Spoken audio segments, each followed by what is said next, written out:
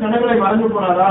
இதெல்லாம் ஒரு முற்றுப்புள்ளியாக எந்த தேவன் எந்த வார்த்தையை தேவன் மாறாதவர் என்று சொல்லிக்கொண்டே இந்த காரியங்களை இந்த ஜனங்கள் வாசித்தார்களோ அதே தேவனை 400 வருடம் அமைதியா இருந்தால் கூட மறுபடியும் வெளிப்படும் பொழுது தேவனுடைய தீர்மானம் நிரூபணமான அந்த காரியம் என்று சொல்லி நாம் இதை கவனிக்க முடியும்.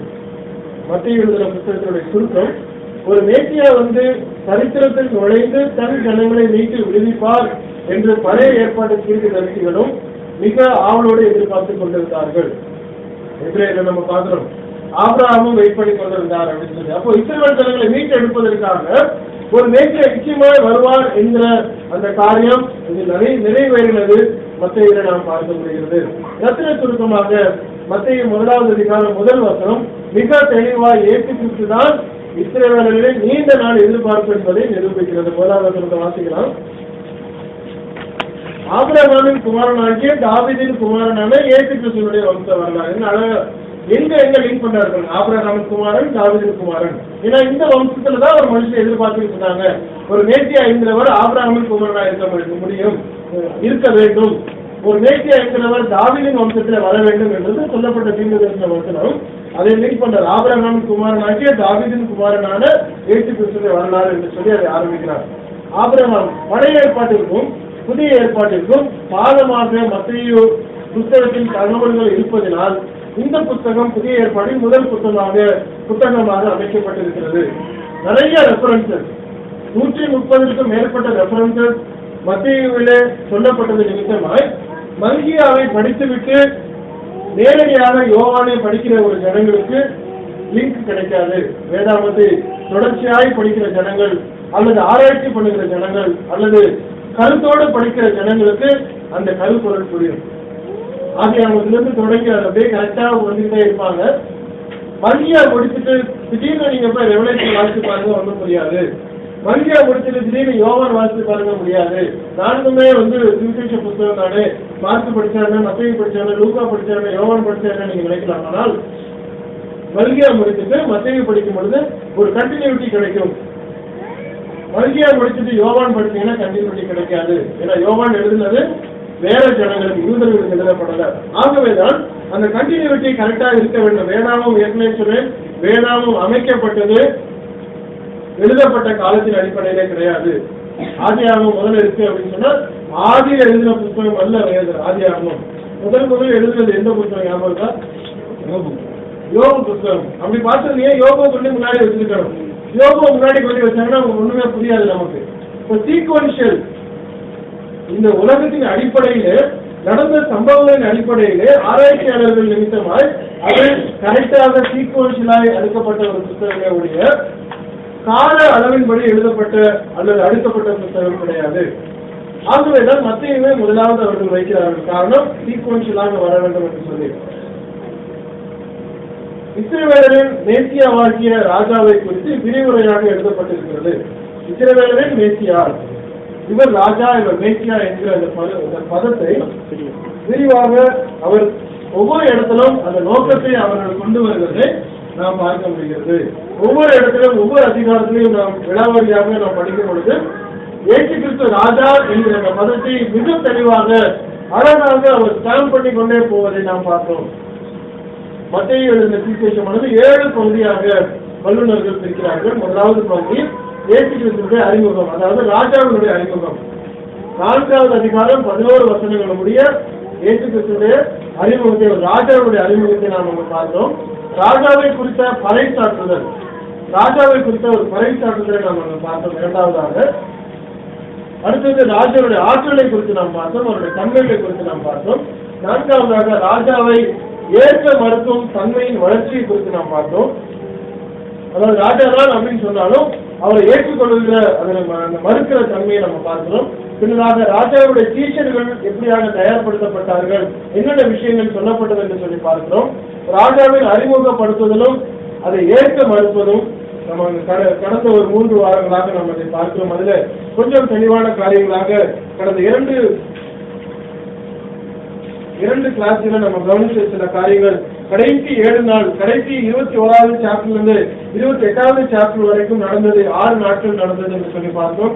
மொத்தம் 20 அதிகாரங்கள், முதலாவது அதிகாரத்திலும் 20 அதிகாரம் வரைக்கும் அந்த 33 வருடங்கள் கவர் பண்ணியிருந்தாலும் கடைசி 21வது அதிகாரத்திலிருந்து 28 அதிகாரங்கள் முடிய ஜஸ்ட் 6 நாட்களிலே நடந்த காரியங்கள் மாத்திரம் அந்த சப்ஜெக்ட்ல சொல்லப்பட்டதை நாம் பார்த்தோம். ஒவ்வொரு நாளும் இது நடந்தது என்று சொல்லி Saturday, Sunday, Monday, Tuesday, Wednesday, Thursday, Friday, Saturday, Sunday, இயேசு கிறிஸ்து உயிர் தெழுந்த வரைக்கும் இந்த சம்பவங்கள் 6 நாட்கள் நடந்த அந்த காரியங்கள் 21 இருந்து 28 வரைக்கும் நடந்ததை நாம பார்த்தோம். முன்னதாக இயேசு கிறிஸ்து சிலுவையில அறையப்படுவதற்கு முன்னதாக அவரை எப்படியாக அவரை எப்படி வினவினார்கள், அந்த ட்ரையல்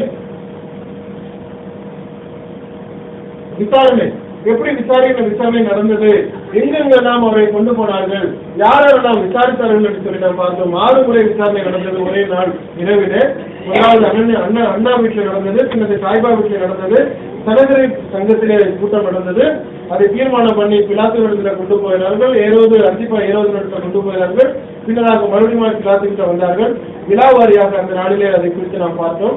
அடுத்தபடியாக இயேசு கிறிஸ்து இயேசு கிறிஸ்து சிலுவையிலிருந்து மரித்து அவர் உயிர் தெழுந்ததுக்கு பின்னதாக யாரை எல்லாம் சந்தித்தார் என்று சொல்லி கடந்த கிளாஸில் நம்ம பார்த்தோம். 14 முறை அவர் தரிசனம் கொடுக்கப்பட்டதை நாம் கடந்த கிளாஸ்ல விழாவாரியாக பார்த்தோம். மற்றுமாக சிலுவையில என்ன நடந்தது, சிலுவையினுடைய பாடுகள் எப்படியா இருந்தது, அதனுடைய ஒரு டாக்டரினுடைய வியூ, ஒரு மருத்துவனுடைய வியூ படி எப்படிப்பட்ட வேதனைகள் உருவாகும், எப்படிப்பட்ட வேதனைகள் இருந்தது என்று சொல்லி நாமும் அந்த கடந்த வாரத்தில் அதை குறித்து நாம் கவனித்தோம். முக்கியமான தகவல்கள் அதான் நம்ம வாசிக்கிறோம். இயேசு கிறிஸ்து உயிர் தெழுந்த பின்னர் 11 முறை தன்னுடைய அப்போஸ்தலருக்கும் சீஷர்களுக்கும் தன்னை வெளிப்படுத்தினதை புதிய ஏற்பாட்டில் பார்க்க முடிகிறது. சரி, இப்போ மத்திய 28வது அதிகாரத்தை வேகமாக நாம் பார்த்து இந்த நாளில் முடிக்கலாம் என்று நான் நினைக்கிறேன்.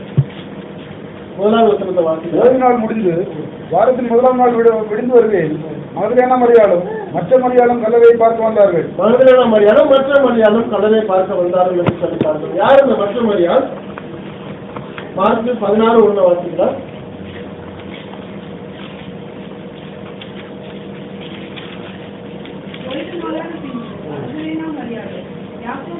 யாக்கோபின் தாயாகிய மரியாளும் சலோமே என்பவரும். சரி, அப்ப போட மொத்தம் 3 பேர். அந்த மத்தியை சொல்வது 2 பேரை கொண்டு வர.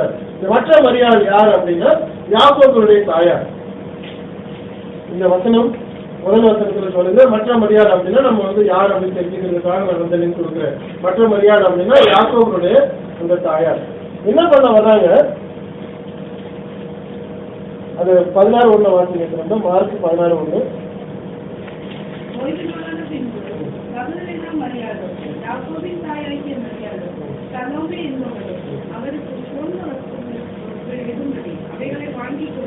சரி, எதுக்காக அங்க வர்றாங்க?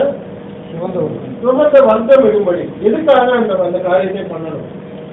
இதுல கல்லறைக்கு யாரும் பெண்கள் போக மாட்டாங்க. அதுல வேற இது மண்ணுக்குள்ள மூடல, கல்லுக்குள்ளார சும்மா மூடி வச்சிருக்கு. சரீரத்தை எரிச்ச ஒண்ணுமே இல்லை அப்படின்னு சாம்பலம் ஆனா கூட சுடுகாட்டுக்கு போறதுக்கு எல்லாரும் பயப்படுவாங்க. கல்லறைக்கு மண்ணறைக்கு அதை விட பயப்படுவாங்க. நம்ம ஊர்ல இருக்கிறதுனா மண்ணறை என்று சொல்றேன். இது கல்லறை. கல்லறையில் இருக்கும் பொழுது எதுக்காக அவங்க போகணும்? காலையில விடிய காலையில இருந்துச்சு எதுக்காக சுகந்த வர்க்கம் விடுவதற்கு போகணும்? இது கலாச்சாரத்துல இருக்கிறது. வாசிங்க 2 Chronicles 2:4 16 14 2:4 16-14.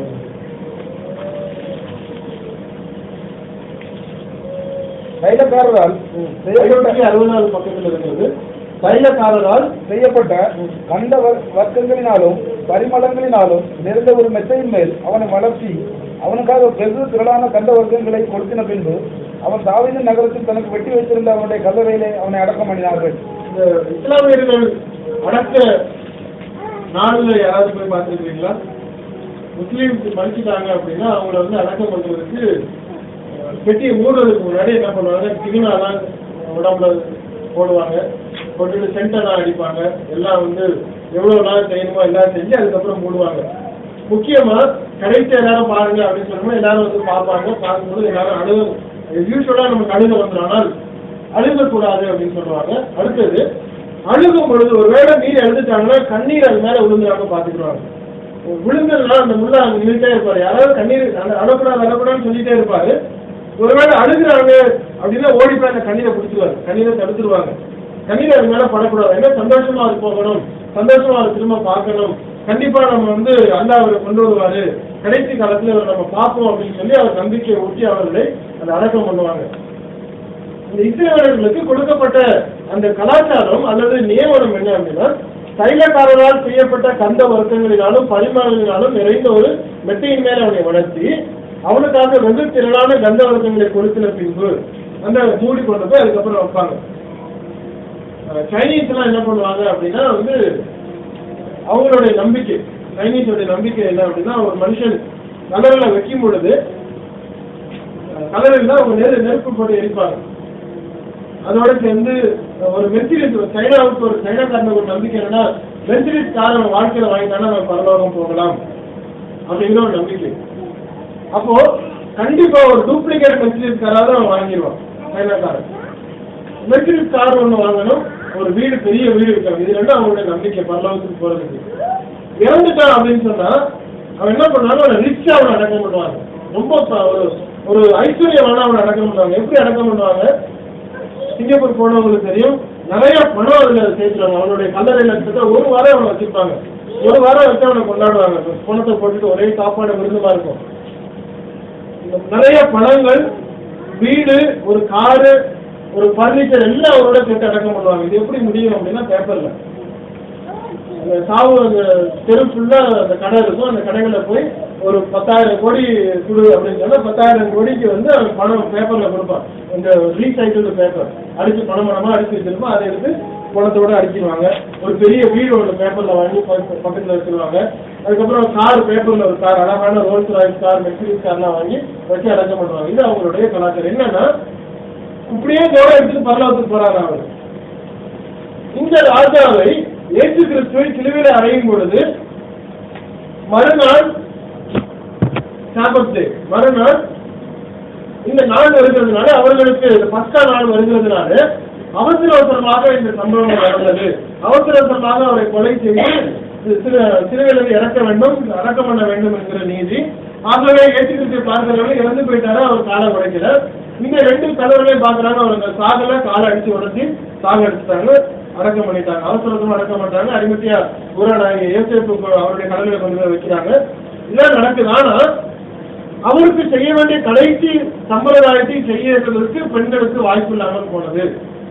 அவருக்கு செய்ய வேண்டிய மரியாதை செய்வதற்கு வாய்ப்பு இல்லாமல் போனது. ஆகவே என்ன பண்றாங்க, பஸ்கா முடிஞ்ச மறுநாள், இந்த சாபத்து டே முடிஞ்ச மறுநாள், இந்த சனிக்கிழமை முடிந்த மறுநாள், சனிக்கிழமை போக முடியாது கல்லறைக்கு யாரும். அவங்க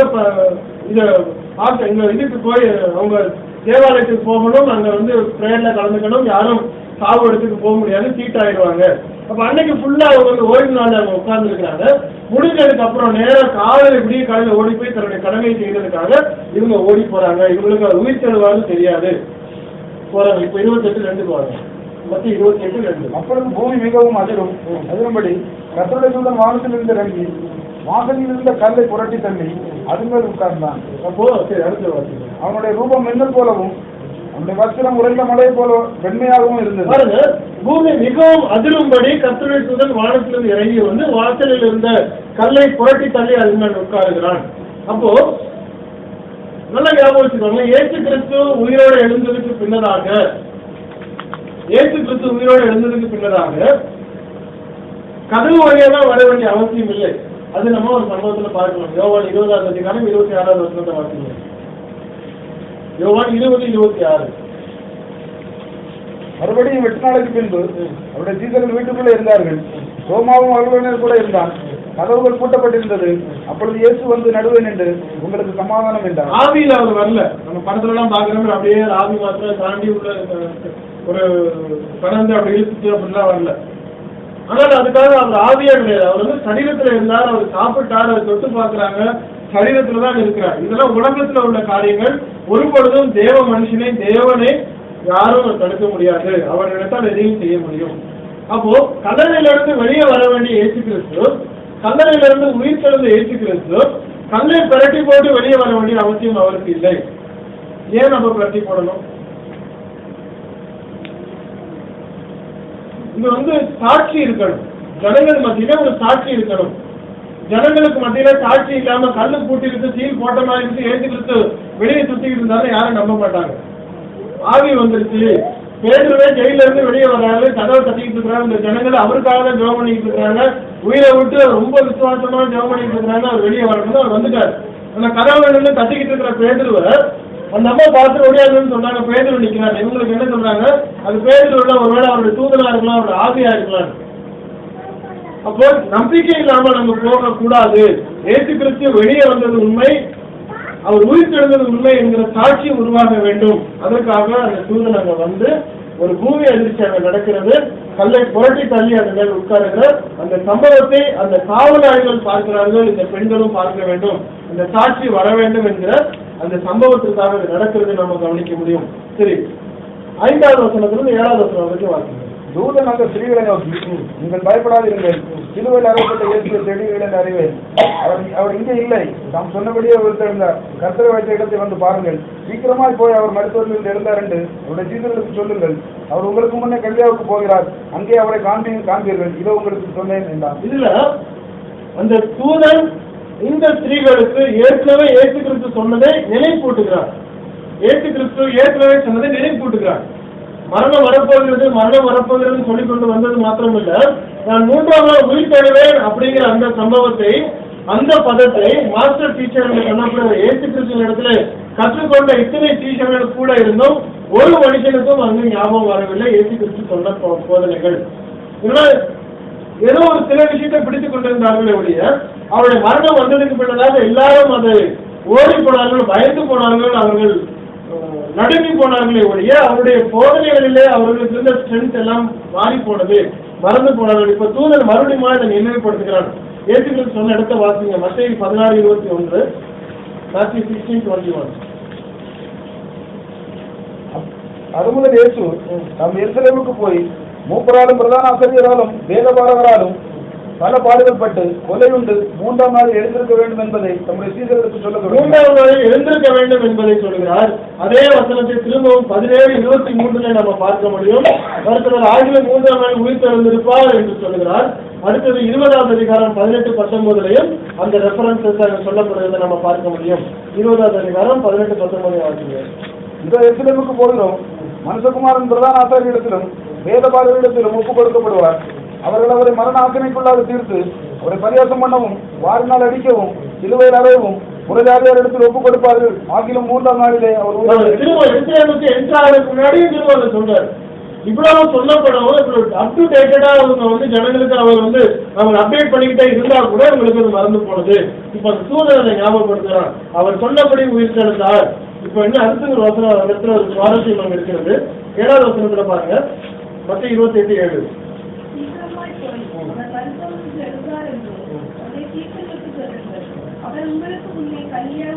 உங்களுக்கு முன்னே எங்க போறாரோ?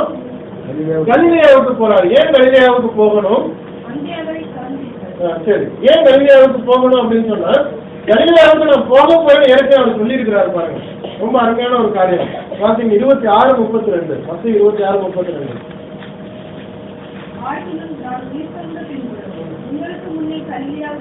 பாருங்க, உயிர் தெழுந்த போறேன், 3ஆம் நாள் உயிர் தெழுவேன், உயிர் தெழுந்ததுக்கு பின்பு உங்களுக்கு முன்னாடி நான் கலிலேயாவில் நிற்பேன் அப்படிங்கிறாரு. இவங்க எல்லாம் வந்து எருசலேம்ல தான் கூடி இருக்கிறாங்க, உடம்பிக்கிட்டு இருக்கிறாங்க. மாஸ்டர் போயிட்டாரு, டீச்சர் போயிட்டாரு, போதகர் போயிட்டாரு. இப்படி எல்லாம் நம்ம வந்து கஷ்டப்பட்டு இருக்கிறோம். 3 வருஷம் நம்ம மீன் பிடிச்சி இருந்த தொழிலை விட்டுட்டு, கூடாத தொழிலை விட்டு, அதெல்லாம் விட்டுட்டு இப்ப வந்து படம் ஒரு பிராக்டிஸ் இல்லாம உட்காந்து சொன்னேன், தப்பு பண்ணிட்டோமா, என்ன ஏதோ நடந்து போச்சோ, எல்லாம் என்னென்னமோ இப்பெல்லாம் வந்திருக்கோம். ஒரு பிரச்சனை வந்துருச்சுன்னா ஜனங்கள் ஆலோசனை எவ்வளோ எல்லா விதமான ஆலோசனையும் கொடுத்து குழப்பறதுக்கு ரெடியா இருப்பாங்க. அப்ப இவ்வளவு நடந்துட்டு இருக்கும் பொழுது இயேசு கிறிஸ்து நான் முன்னாடி எழுந்திருக்க போகிறேன், எழுந்து உங்களுக்கு மேல நான் கலிலேயாவுக்கு போறேன் அப்படின்னு சொன்ன வார்த்தையை, அதே வார்த்தையை சொல்றாங்க. அவர் எழுந்து விட்டார், உங்களுக்கு மேல கலிலேயாவுக்கு போறார், போய் சீஷர்களை சொல்லுங்கள் அப்படின்னு அதை சொல்வதை நம்ம கவனிக்க முடியும். சரி, 11வது வசனம்.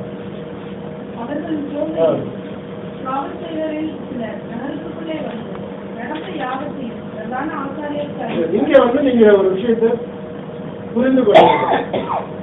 இந்த போர் சேவகர்கள் யாருடைய ஜனம்? போர் சேவகர்கள்லாம் வந்து எந்த நாட்டுக்காரங்க? ரோமன் நாட்டுக்காரங்க. ரோமன் சோல்ஜர்ஸ் காவல் வைத்தது எதுக்காக அப்படின்னா, இந்த பரிசேயர்கள் தான் போய் சொன்னாங்க, பிலாத்துக்கிட்ட அவர் வந்து 3ஆம் நாள் உயிர் தெரிஞ்சோன்னு ஏற்கனவே சொன்ன ஞாபகம் இருக்கு. ஒருவேளை உயிர் தெரிஞ்சுட்டாருன்னா என்ன பண்றது, பிரச்சனை ஆயிடுமே அப்படின்னு சொன்னோன்னே இவர் என்ன சொல்றாரு, நீங்க போய் காவல் வச்சு கொள்ளுங்கள், உங்களுக்கு தான் போத சேவகர்கள் உண்டு அப்படின்னு சொல்லி அவங்க அனுப்புறாரு. அப்போ அந்த வசனத்தை வாசிக்கலாம்.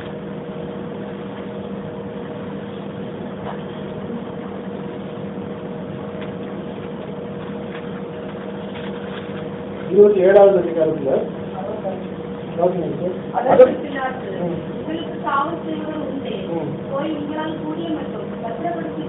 பாருங்க, 64 இவங்கெல்லாம் போய் கேட்கறாங்க, இந்த மாதிரி 1000 அப்படி பத்திரப்படுத்தி நீங்க வந்து சீல் பண்ணி வச்சுக்கணும் அப்படின்னு சொன்ன உடனே பிலாத்து ஏற்கனவே சொல்லிட்டாரு, ஒரு தேவனுடைய குமாரன் உணர்ந்ததுனால அவர் கை கழுவிட்டாரு. இவங்க என்ன பண்றாங்க, ஓகே உங்களுக்கு தான் காவல் சேவர் உண்டு, போய் உங்களால் கூடிய மட்டும் பத்திரப்படுத்தி கொள்ளுங்கள். அப்போ ரோமன் சோல்ஜர்ஸ் அப்படின்னு நம்ம பேசினப்போ, ஆனா அங்க என்ன சொல்றாரு, பிலாத்து சொல்றாரு உங்களுக்கு காவல் சேவர் உண்டு அப்படின்னா இவங்க யாரு?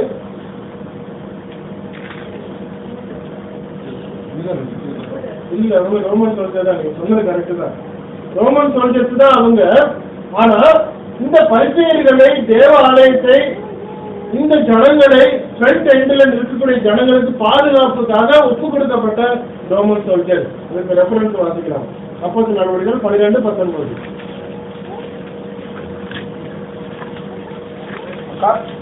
ஏரோது அவனை தேடி காணாமல் போன போது காவல்காரரை விசாரணை செய்து அவருடைய கொலை செய்யும்படி கட்டளையிட்டு பின்பு யூதேயா தேசத்தை விட்டு தெசலியா பட்டணத்துக்கு போய் அங்கே வாசம் பண்ணினான். பாருங்க,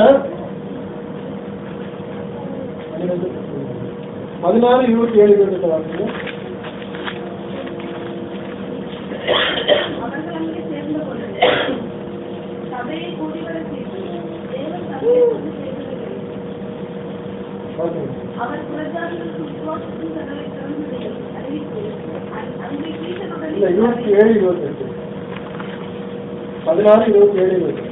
சிறைச்சாலைக்காரன்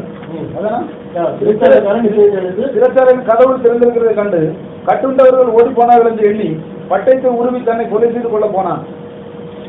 பவுல் மிகுந்த சத்தமிட்டு, நீ உனக்கு கெடுதி ஒன்றும் செய்து கொள்ளாதே, நாங்கள் எல்லாரும் இங்கே தான் இருக்கிறோம் என்றான்.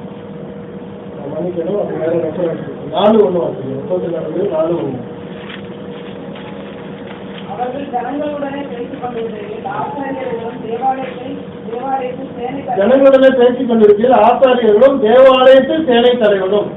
அப்ப தேவாலயத்துக்கு ஒரு சேனை கொடுக்கப்பட்டது. அந்த சேனையெல்லாம் வந்து ரோமர்கள், ஆனால் அதற்கு ஒரு சேனை தலைவர். அதாவது யூதர்களுக்கு இப்போ எப்படி ஒரு நம்ம அரசியல் தலைவர்கள்லாம் பார்த்தீங்கன்னா அவங்களுக்குன்னு ஒரு குரூப் கொடுத்துருவாங்க, ஒரு போலீஸ் குரூப் அவங்களுக்கு இருக்கும். அந்த மாதிரி சேனை தலைவர், தேவாலயத்துடைய சேனை தலைவர். இன்னொரு வசனத்தை வாசிங்க.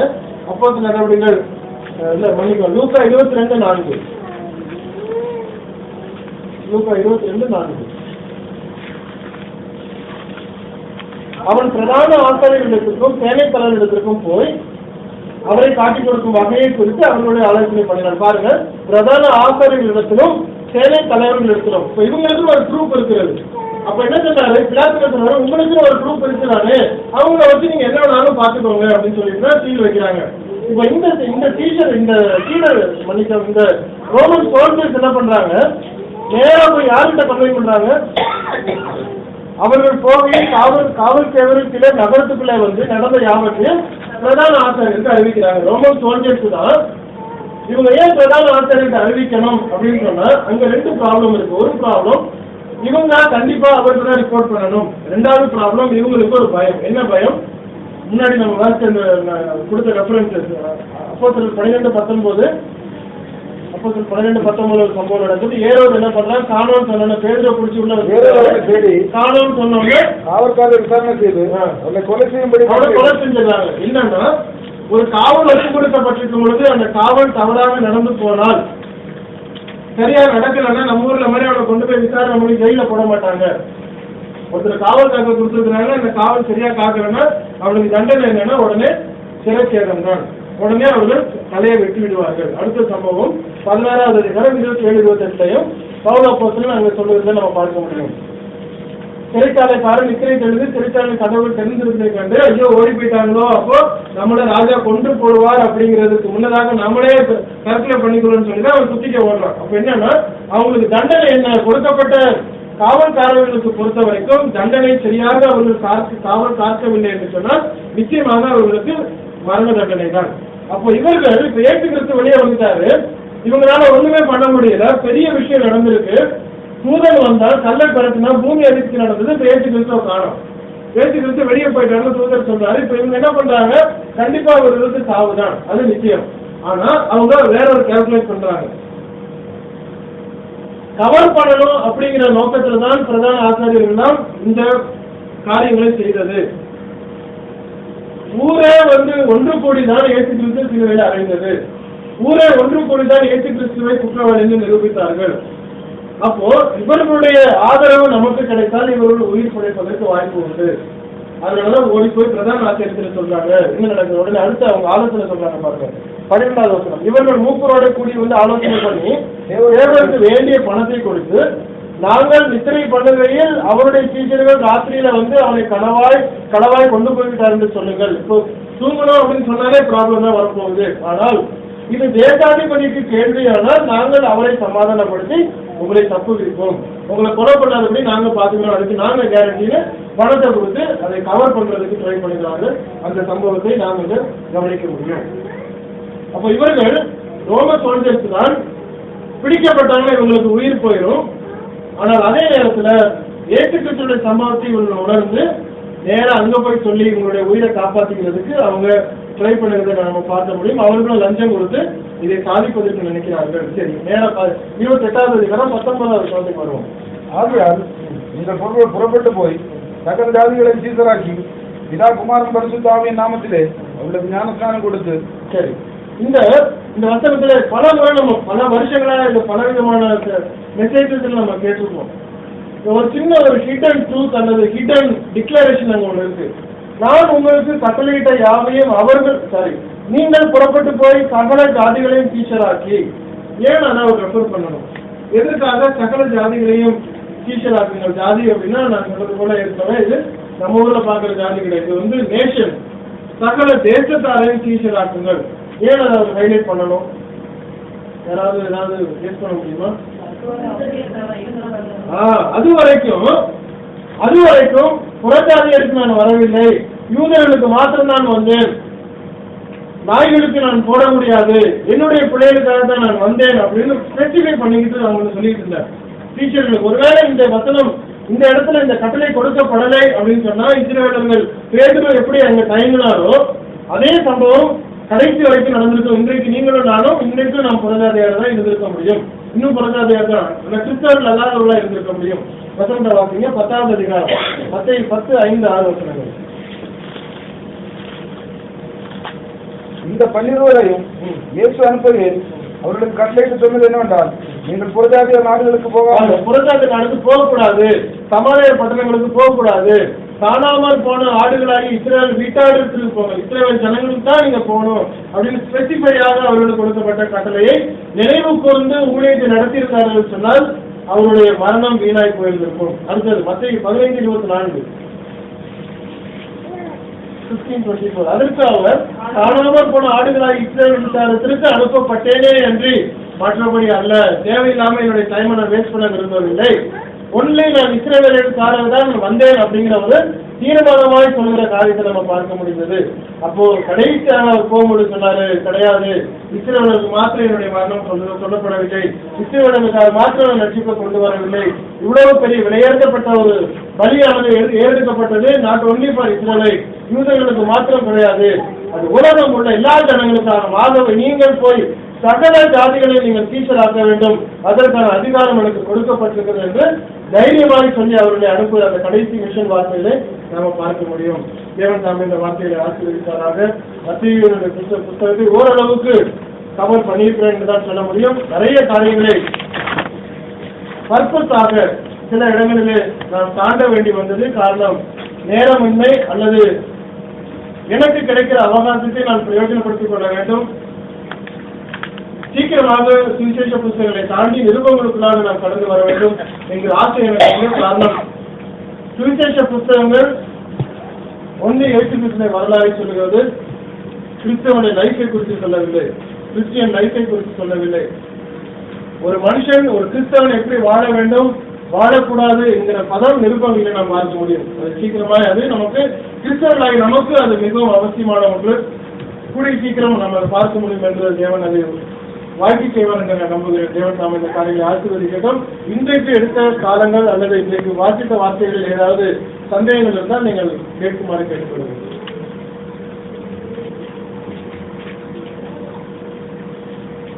யாருக்காவது பேப்பர் வரலையா? 1 நிமிஷம் அனுப்பிட்டு வேணா வாங்கிக்கணும்.